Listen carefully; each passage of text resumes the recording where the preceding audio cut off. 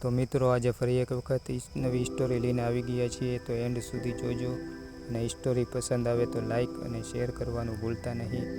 તો ચાલો શરૂ કરીએ. બ્રાહ્મણ અને દૂતારાઓ. એક ગામમાં એક બ્રાહ્મણ રહેતો હતો. એક દિવસ તે યજમાનના ઘરે બલિ ચડાવવાની ક્રિયા કરાવવા ગયો.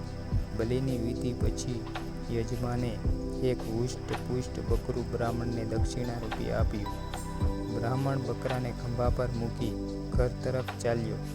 3 દૂતારાએ બ્રાહ્મણને બકરાને ખંભા પર લઈને આવતા જોયું, એટલે તેઓએ આ બકરાને બ્રાહ્મણ પાસેથી ચોરી લેવાનું નક્કી કર્યું.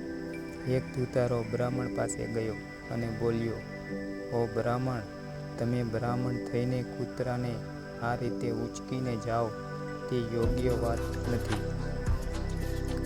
કૂતરાને અડીને તમે અપવિત્ર થઈ ગયા છો."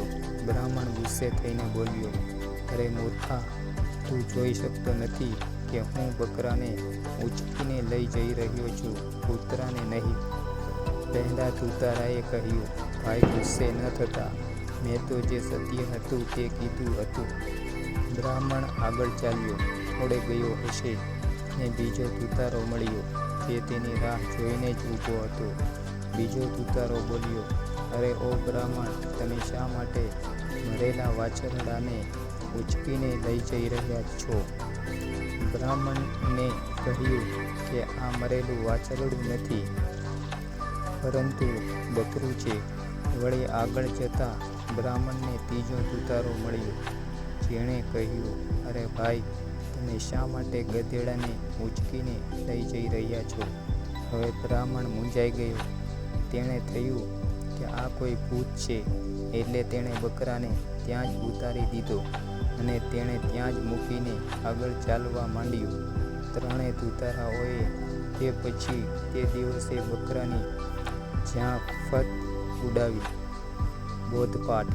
ખોટી લાગણીના આવેગમાં આવીને લીધેલા પગલાંને લીધે બ્રાહ્મણે બકરાને ગુમાવ્યો.